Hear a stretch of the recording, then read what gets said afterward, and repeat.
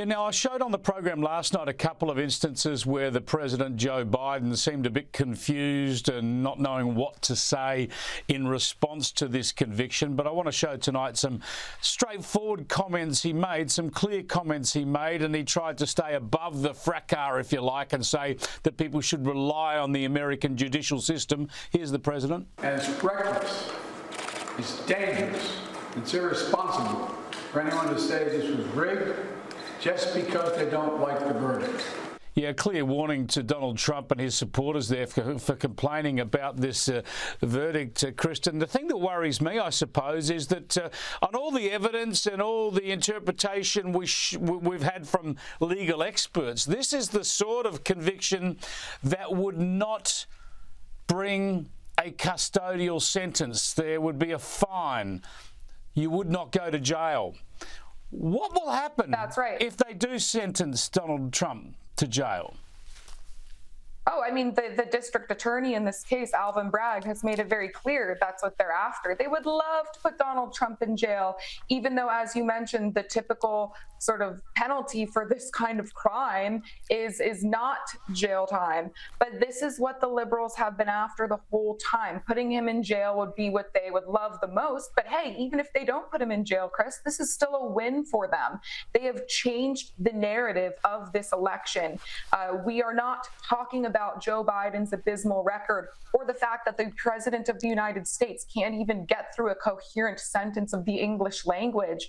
Instead, Joe Biden is going to sit back and do the basement strategy that he did last time around, while he hopes the country will be talking about how Trump is a convicted felon. You know, you watch any of the mainstream news outlets now, and these smug broadcasters can't even contain their disgusting grins as they call Donald Trump a convicted felon.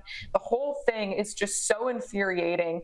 But I'll tell you, I think it might backfire on the left, Chris, because this is going to turn out conservatives and Republican voters in droves, even the never Trumpers, even the squishy Republicans. They are disgusted by what has happened here, and they will go out and cast their votes for Donald Trump because of this, to send a message.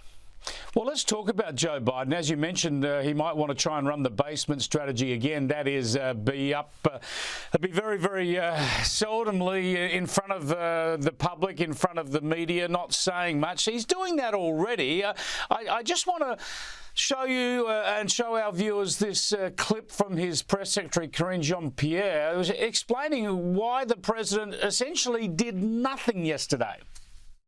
Can you share what he did today? We didn't see him all day. There was no schedule of what he did. I don't have anything to share with you and what I can say is the president, as you know, he made some calls. He called the newly elected Mexico president. That was his day's work, Kristin. He called the new president of Mexico. Everybody knows exactly what's going on here. Even Biden supporters, Chris, they all know that he can't do this job. He physically and mentally cannot do this job. And they're not even trying to hide it anymore. The administration's not even trying.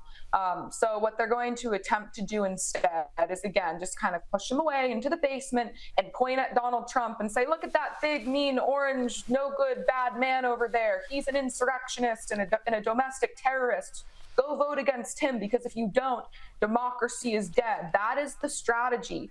And it's all they've got. Again, I guess the black swan event could be if they pull Biden out at the last minute and swap him out with someone else. But assuming they don't do that.